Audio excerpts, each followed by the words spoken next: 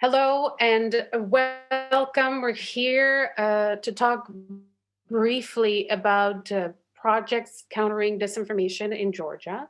My name is Dagmar Caspe. I am the coordinator of the Prague Media Point Conference, and here with me is Giorgi Jangiani, Consortium Manager for the People in Need Foundation. Welcome.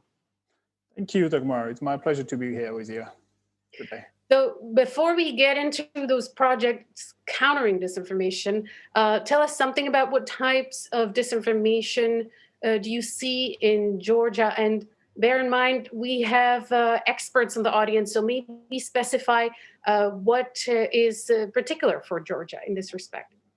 Thank you so much. It's my great pleasure to be here with you. Let me talk about the disinformation in Georgia. In recent years, we had quite a different understanding of disinformation and what we saw.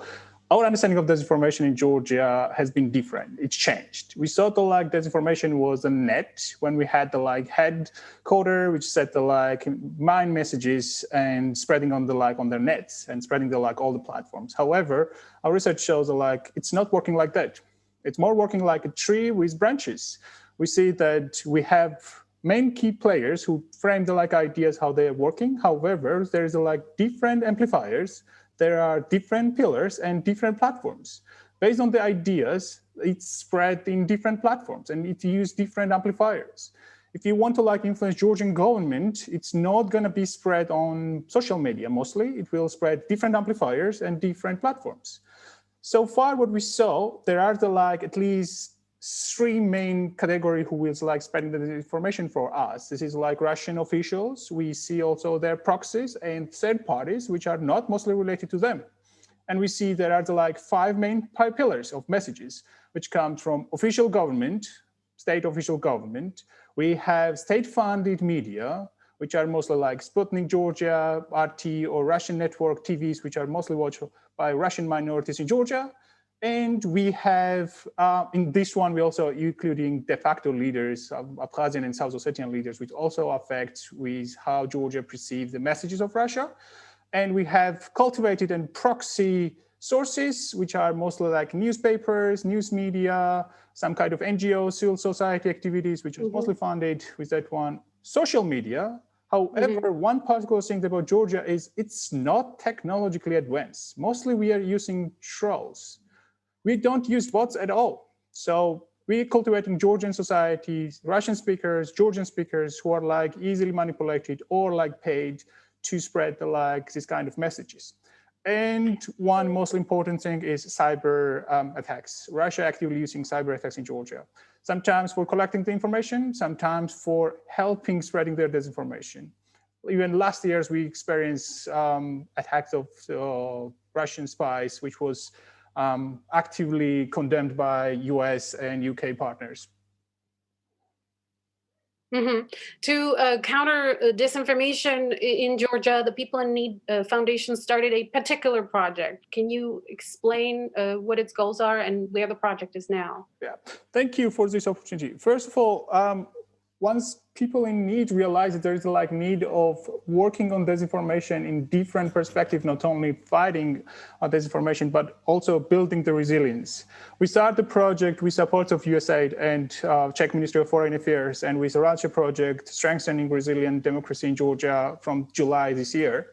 We're trying to address three different dimensions of working on this field. First of all, we're trying to address academic field and TOL, one of the organizers is a big part of this dimension. Second one is mostly supporting CSOs and fact-checking organizations, building resilience. This is mostly EVC, European Value Center, our partners dimension. And we have also People in Need, regional media literacy component when we try to bring more digital skills for population. First of all, checking the sources.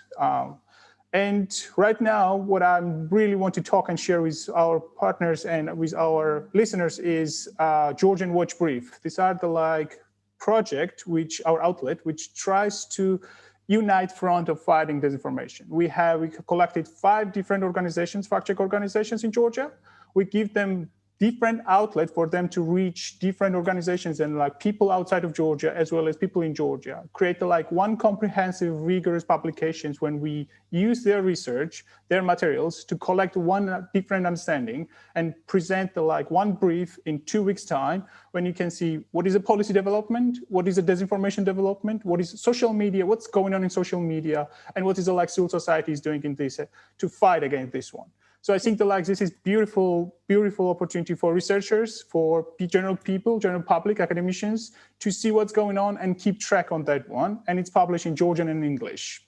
Mm-hmm. Now, very briefly, can you give me one example of a strategy that has proven to be effective to counter disinformation? Thanks for asking for this one. So far, what we tried, and it's working really well, is two sources, two ways of like dealing with disinformation. One is try to establish trustworthiness of the media. Use the like opportunity to use outlets which has already this name.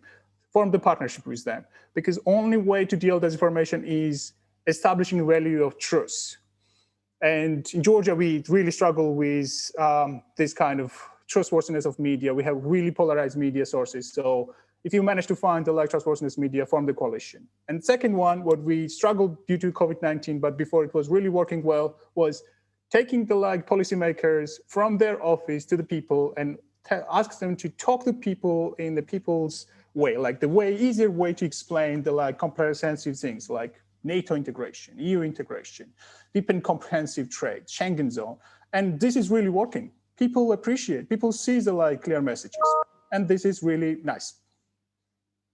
Well, thank you. This is very interesting, Giorgi. Our time is up, but I would like to invite everybody to reach out to you through your conference profile. If they have any questions, I'm sure you'll be able to answer them. And thank you again, and everybody enjoy the conference. Thank you so much. I'm happy to answer any questions. Thank you.